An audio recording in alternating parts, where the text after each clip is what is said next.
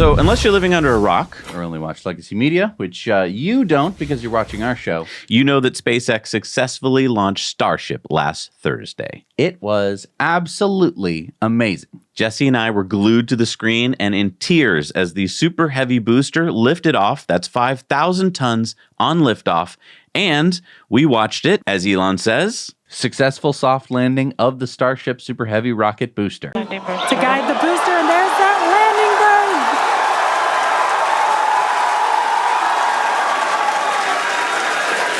That landing bird just begun, and you can see the water below.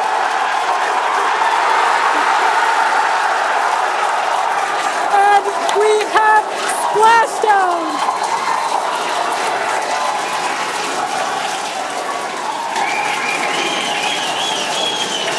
What an incredible sight! Congratulations to the SpaceX team! Wow, and then we got footage later from SpaceX of this. This is what it looked like in the water, so they must have known where it was going to land in the ocean.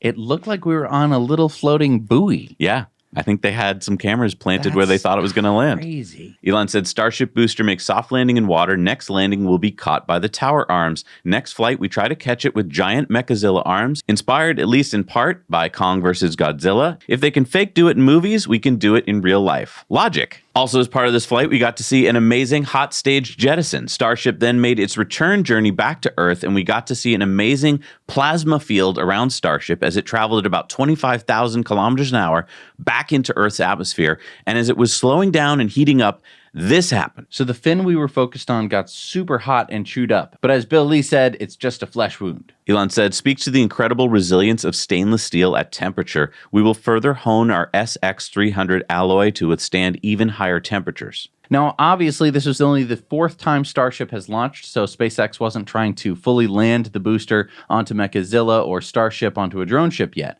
but we're getting close. It was so exciting watching the re-entry of Starship as you see the plasma build up around the returning spacecraft and the heat begins to intensify. SpaceX intentionally left off some heat tiles so that they can gather more data about how heat affects Starship. And heat does affect Starship. I mean, look at that fin. Heat burned holes in it and chunks of hot stuff flew into the camera lens. But we could still see a little bit, and Starship was able to do its flip maneuver and decelerate and come to a soft landing on the ocean before falling over because there's no drone ship to hold it.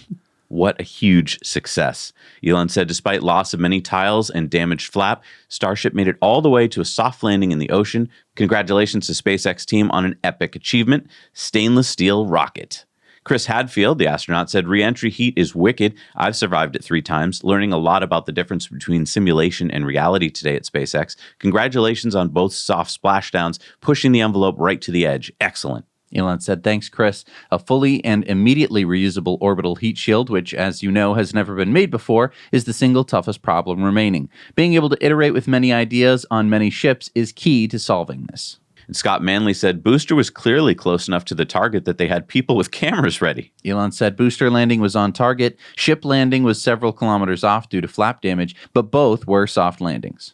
And it just so happened that Boeing's 4th launch attempt of their Starliner capsule happened on the same day, and that was a successful launch as well. 2 astronauts were aboard the flight to the International Space Station. Boeing has been delayed for years. Now, to be clear, Starliner was supposed to be NASA's solution for getting crew and cargo to and from the ISS, but SpaceX beat them to the punch with Crew Dragon back in 2020. So SpaceX, this new startup, beat Boeing and United Launch Alliance, ULA, to build a new spacecraft by over 4 years? Yep. And didn't Starliner cost more than Dragon? Yep. Starliner cost $5.1 billion to develop and build versus Dragon, which cost $3.1 billion. So Starliner cost 64% more and came in 4 years late. Meanwhile, SpaceX's Crew Dragon has already delivered dozens of astronauts to ISS and over 10,000 pounds of cargo. Elon said, I think we should try to catch the booster with the Mechazilla arms next flight, and we actually got some positive news coverage finally. And SpaceX said the payload for this test was the data Starship delivered. And Elon said, today was a great day for humanity's future as a spacefaring civilization. Nothing unites us more than working together towards inspiring objectives. And remarkably, the day before Starship's launch, Elon had predicted what might happen at that hinge when he spoke with Everyday Astronaut. The hinge area and the hinge gap, and sealing that hinge gap and not having hot gas just go flowing super fast through the interface there. Yeah, at where the flap hinge is. Yep. Because if you get hot gas flowing through rapidly, that'll cook anything, including the tiles. So you've got a block. We've got a hot gas seal at the forward and rear flap hinge, and so one of the key questions is, does that seal work? Right. We think it'll work, but it may not work.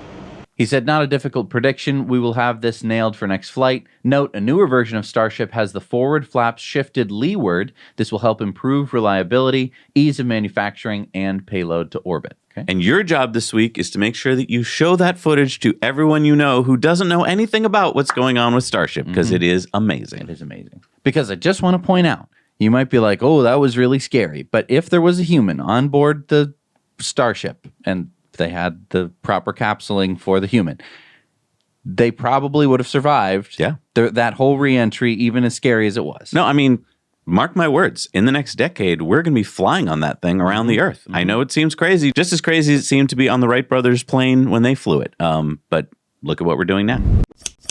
Hey, everybody. Thanks so much for watching Now You Know Clips. You can watch full episodes of Tesla Time News on Tuesdays and in-depths on Fridays. Just click the link down below and head over to the Now You Know channel.